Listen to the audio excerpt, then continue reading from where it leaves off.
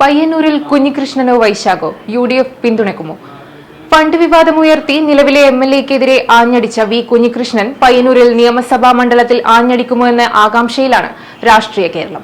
സംസ്ഥാനത്തെ ഏറ്റവും വലിയ രണ്ടാമത്തെ ഭൂരിപക്ഷത്തിന് ജയിച്ച പയ്യന്നൂരിൽ അട്ടിമറിക്കുള്ള സാധ്യത ഉണ്ടോ എന്ന് പരിശോധിക്കുകയാണ് UDF നേതൃത്വം. അതിനിടെ വി കുഞ്ഞികൃഷ്ണന്റെ സഹോദരൻ ഇന്ന് പ്രഭാത നടത്തത്തിനിടയിൽ കാറടിച്ച് മരണപ്പെട്ടതോടെ കുഞ്ഞികൃഷ്ണൻ മത്സരത്തിൽ നിന്ന് പിന്മാറി കാരയിൽ വിമതനായി മത്സരിച്ച വൈശാഖിനെ മത്സരിപ്പിക്കാനുള്ള സാധ്യതയും വിമതർ തള്ളിക്കളയുന്നില്ല.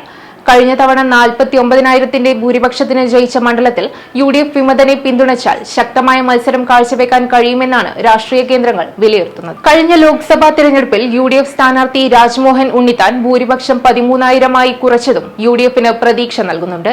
അതേസമയം UDF സ്ഥാനാർത്ഥിയായി മത്സരിക്കാൻ ബാലകൃഷ്ണ പെരിയ, KSU നേതാവ് ഷമ്മാസ്, പ്രാദേശിക നേതാക്കളായ രൂപേഷ്, K ജയരാജൻ എന്നിവരും രംഗത്തുണ്ട്. കഴിഞ്ഞ തദ്ദേശ ഭരണ ഇലക്ഷനിൽ ഇടതുപക്ഷത്തിന് മണ്ഡലത്തിൽ 34,000 വോട്ടിന്റെ ഭൂരിപക്ഷമുണ്ട്. കൂടാതെ മണ്ഡലത്തിൽ 8,000 വോട്ട് ഇപ്രാവശ്യം കുറയുകയും ചെയ്തിട്ടുണ്ട്.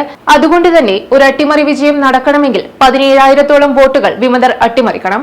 അതിന് വിമതർക്ക് സാധിക്കുമോ എന്നതാണ് പ്രസക്തമായ ചോദ്യം. സോഷ്യൽ മീഡിയയുടെ സ്വാധീനം പാർട്ടി പ്രവർത്തകരെയും അണികളെയും വ്യാപകമായി സ്വാധീനിക്കുകയും നേതാക്കൾക്കെതിരെ മുൻകാലങ്ങളിൽ നിന്ന് വ്യത്യസ്തമായി അണികൾ പ്രതികരിക്കുകയും ചെയ്യുന്നത് നേതൃത്വത്തിന് തലവേദനയായിരിക്കുകയാണ്. പയ്യന്നൂരിനു പുറമെ തളിപ്പറമ്പിലും പ്രവർത്തകരുടെ പ്രതിഷേധം എങ്ങനെ തണുപ്പിച്ച് ഇലക്ഷന് അനുകൂലമാക്കാമെന്നതാണ് പാർട്ടി നേതൃത്വം നേരിടുന്ന വെല്ലുവിളി. അതിൽ വിജയിച്ചാൽ ഭൂരിപക്ഷം അല്പം കുറഞ്ഞാലും പാർട്ടി കോട്ട ഭദ്രമായി നിലനിർത്താമെന്നാണ് പാർട്ടി കരുതുന്നത്. മറിച്ച് സംഭവിച്ചാൽ അത് ചരിത്രത്തിലെ ഏറ്റവും വലിയ പരാജയമായി വിലയിരുത്തപ്പെടും. News desk, news tomorrow.